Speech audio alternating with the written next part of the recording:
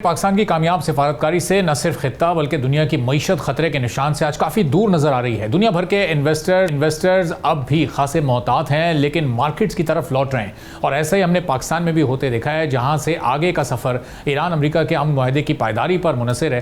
Pakistan stock exchange में हमने गुज़िश्ता हफ्ता खासा बेहतर एक्सपीरियंस किया और वहाँ पर 100 इंडेक्स में 6500 से ज़ायद पॉइंट्स का इजाफा रहा, 4% का इजाफा रहा। लेकिन आज अनफॉर्चुनेटली एक बार फिर मार्केट थोड़ा डाउन रही। लेकिन पिछले हफ्ते क्लोजिंग इंडेक्स 1,78,000 से जायद रहा था और एक मौके पर 180s भी टच करके आया था। अब ये इजाफा एक ऐसे वक्त में सामने आया है जब इन्वेस्टर्स ने अमेरिका और ईरान के दरमियान पीस डील के साथ तेल की कीमतों में कमी और मैक्रो इकोनॉमिक इंडिकेटर्स में बेहतरी को बहुत मुस्बत अंदाज में लिया है। आलमी मंडी में भी हम देख रहे हैं खाम तेल की कीमत अब $75 फी बैरल के आसपास आ चुकी है, जिसका पूरा फायदा पाकिस्तान जैसे इंपोर्ट ओरिएंटेड मुल्क को पहुंचने की तवक्को है। और तेल की कीमतों में कमी से महंगाई में कमी हो सकती है, इंपोर्ट बिल पर दबाव कम हो सकता है और इसी उम्मीद ने स्टॉक मार्केट में इन्वेस्टर्स को अपनी तरफ पिछले हफ्ते में खींचा है। इसके अलावा हुकूमत के इस रीसेंट बजट में सीमेंट के साथ स्टील और रिफाइनरी के साथ टेक्सटाइल और फार्मास्यूटिकल सेक्टर्स के अलावा टेक्नोलॉजी जैसे सेक्टर्स के लिए साजगार इकदाम भी मार्केट के लिए बहुत ही पॉजिटिव डेवलपमेंट साबित हुए हैं। सुपर टैक्स में कमी ने भी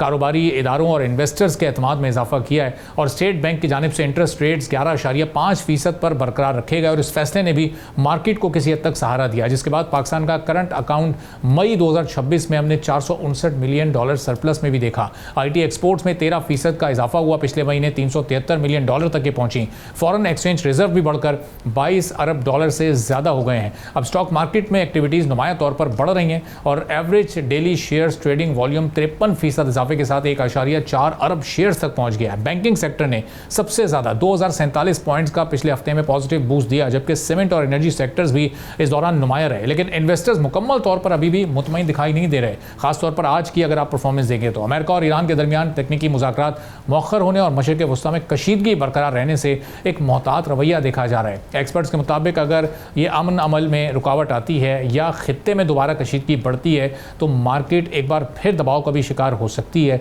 अब इस पर हम बात करते हैं शंकर साहब से, director research and topline securities के हमारे साथ मौजूद हैं कि अब आगे मार्केट कैसा परफॉर्म करेगी अगर हालात में मजीद बेहतरी आई तो। शंकर साहब, बहुत शुक्रिया प्रोग्राम के लिए, आपने वक्त निकाला। अब लास्ट वीक बड़ा अच्छा गया, एक अच्छा मोमेंटम था, ऑलमोस्ट 4% का इजाफा रहा पूरे हफ्ते में, लेकिन आज एक बार फिर 450 पॉइंट्स की कमी इंडेक्स में हो गई। तो ये इन्वेस्टर कॉन्फिडेंस अभी भी शेकी है। एक तरफ हम अपवर्ड ट्रेंड देखते हैं, फॉरेन मार्केट डाउन भी हो जाती है अगले लम्हे। बहुत शुक्रिया, thank you for having me on your show. देखें, मैं आपको एक बात बताऊं, जो मार्केट की ओवरऑल मोमेंटम था लास्ट वीक हमने देखा, आपने खुद कहा, काफ़ी अच्छे से आपने एक्सप्लेन किया कि व्हाट वर द रीजंस। जो 4% की मार्केट की ग्रोथ थी उसमें बजट का भी एक बहुत बड़ा रीज़न था। करंट अकाउंट के नंबर्स जो सरप्लस में आए थे वो भी एक स्ट्रॉन्ग रीज़न था। इसके अलावा भी ऑयल प्राइसेस का जो डिक्लाइन था आफ्टर द यूएस ईरान का जो रेजोल्यूशन एक आगे स्टेप की तरफ जा रहा है, तो उस वजह से ऑयल प्राइसेस भी नीचे थी। ये भी एक बहुत बड़ा मेजर इंडिकेटर था। एक बहुत अच्छी बात आपने कही कि banks were the major contributor. तो देखें, जब हम बात कर रहे हैं ऑयल प्राइसेस नीचे आ रही हैं तो उससे इन्फ्लेशन एक्सपेक्टेशंस भी कम हो जाती हैं। जब इन्फ्लेशन एक्सपेक्टेशंस कम हो जाती हैं तो जो सेकेंडरी मार्केट की यील्ड्स हैं वो भी काफ़ी हद तक हमने उसमें भी गिरावट देखी थी। जो काइबोर ऊपर चला गया था वो भी नीचे आ गया था। तो वो बैंक्स जो कि यील्ड्स बढ़ने की वजह से उन्हें मार्क टू मार्केट लॉसेस हो रहे थे अपनी इक्विटी साइड पे, तो वो बहुत बड़े कंट्रीब्यूटर्स थे बैंकिंग सेक्टर में स्पेसिफिक। तो ये एक बहुत अच्छा वीक था लास्ट वीक। अभी जब हम आज की बात कर रहे हैं, देखें, देयर आर मल्टीपल रीजंस, कुछ टेक्निकल वजूहात भी हैं, प्रॉफिट टेकिंग भी है। पिछले हफ्ते जो 4% की ग्रोथ थी और कुछ हद तक रिडेम्पशंस भी हैं, और रोल ओवर वीक जिसमें लेवरेज की पोजीशन सेटल होती हैं वो भी एक रीज़न है। लेकिन अगर मैं आपको ओवरऑल बताऊं, जो कॉन्फिडेंस लास्ट वीक तक कैरी हो रहा था और जो एक एक्सपेक्टेशंस थी कि कुछ बॉडी लैंग्वेज से कुछ पॉजिटिविटी ईरान यूएस की वॉर से नज़र आएगी, वो हमें शायद एक्सपेक्टेशन से कम नज़र आई है, जिसकी वजह से मे बी एक इन्वेस्टर सेंटीमेंट, क्योंकि हमने देखा है ऑयल प्राइसेस में भी कोई सिग्निफिकेंट डाउनवर्ड ट्रेंड नहीं था आज के सेशन में। वरना अगर कुछ ऑप्टिमिज्म होती, पॉजिटिविटी होती एक्सपेक्टेशन से ज़्यादा, तो शायद ग्लोबल ऑयल मार्केट में भी हमें वो चीज़ रिफ्लेक्ट करती। तो same goes with the Pakistan market because of some technical reasons. एक ये एक्सपेक्टेशंस वाला एंगल भी है जिसकी वजह से मार्केट ने स्लाइटली करेक्ट किया है। मतलब 400 पॉइंट्स 170,000 इंडेक्स की लेवल पे बहुत माइनर परसेंटेज होती है, बट स्टिल जो है हम कह सकते हैं session was range bound today. तो अब शक्कर साहब, ये ज़ाहिर है जो गैर यकीनी इस वक्त भी सूरत हाल है किसी हद तक, इसमें न्यू इन्वेस्टर्स के लिए रिस्क फैक्टर कितना है? चूँकि इक्विटी मार्केट हमेशा से एक बहुत रिस्की मार्केट रही है, प्रॉफिट रेट्स हाई होते हैं लेकिन रिस्क फैक्टर भी हाई होता है, और इसके कंपैरिजन में ज़ाहिर है फंड्स को एक बहुत बेहतर, जो म्यूचुअल फंड्स या दीगर फंड्स हैं उनको एक बेहतर इन्वेस्टमेंट तस्वुर किया जाता है कि लो रिस्क फैक्टर होता है वहाँ पर। तो यहाँ पर नए इन्वेस्टर के लिए भी कितना इस वक्त रिस्क है? चूँकि पिछले 2-3 महीनों में नंबर ऑफ अकाउंट्स और नंबर ऑफ इन्वेस्टर्स की तादाद हमने बहुत तेज़ी से बढ़ते हुए देखी है, ख़ासतौर पर अप्रैल के महीने में। देखिए, पहले से तो सिचुएशन काफ़ी बेहतर है, इस चीज़ पे तो हम एग्री करते हैं। जो पहले हालात थे, there was no light at the tunnel, हमें जहाँ पे नज़र आए कि इस वॉर के सिलसिले में होगा क्या, ऑयल प्राइसेस $110 को भी टच कर रहे थे टू सम एक्सटेंट। अब हमने देखा है चीज़ें काफ़ी हद तक रिवर्स हुई हैं, $30-35 से ऑयल नीचे है। इन्फ्लेशन एक्सपेक्टेशंस आगे जो थी वो कम कम कम होंगी, क्योंकि जो पेट्रोल में कमी की है गवर्नमेंट ने, डीजल में कमी की है 65 टू 75 रुपीज़।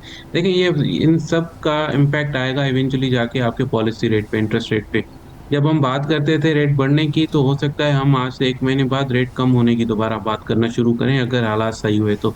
और जब रेट कम होते हैं तो ऑब्वियसली जो इन्वेस्टर का इंटरेस्ट होता है वो फिक्स इनकम से हट के इक्विटी साइड पे आ जाता है।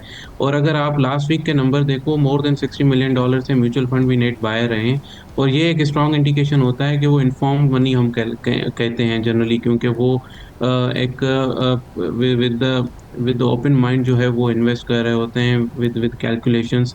तो I think that also reflects के एक हद तक अनसर्टेनिटी अभी भी है, लेकिन द लेवल ऑफ अनसर्टेनिटी या सिवियरिटी ऑफ अनसर्टेनिटी जो है वो कम हो गई है, जो कि बेहतर है मार्केट के लिए। I think down the road अगर हालात बेहतर रहते हैं, ऑयल प्राइसेस नीचे रहती हैं, तो हम आगे जाके may be interest rate cut भी देखें और मार्केट में जो है मोमेंटम विल कंटिन्यू।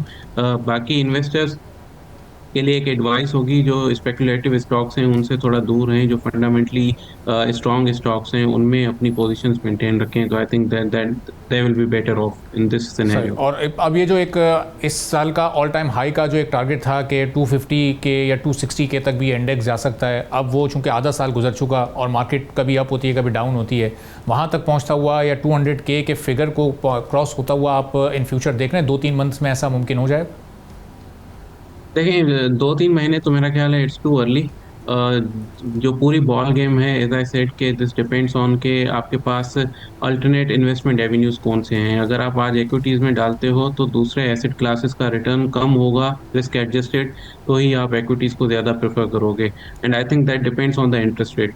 तो इंटरेस्ट रेट बीच में एक्सपेक्टेशन थी, हमने कुछ टाइम ऐसा भी देखा था, आज से 8-10 महीने पहले, जब इंटरेस्ट रेट जो सेकेंडरी मार्केट यील्ड्स थी वो सिंगल डिजिट में भी आ गई थी। वहाँ पे एक ऑप्टिमिज्म थी, शायद मार्केट की रैली जो है और स्ट्रॉन्ग हो जाए। सब्सक्राइब करें और बेल दबाएं ताकि कोई खबर रह न जाए।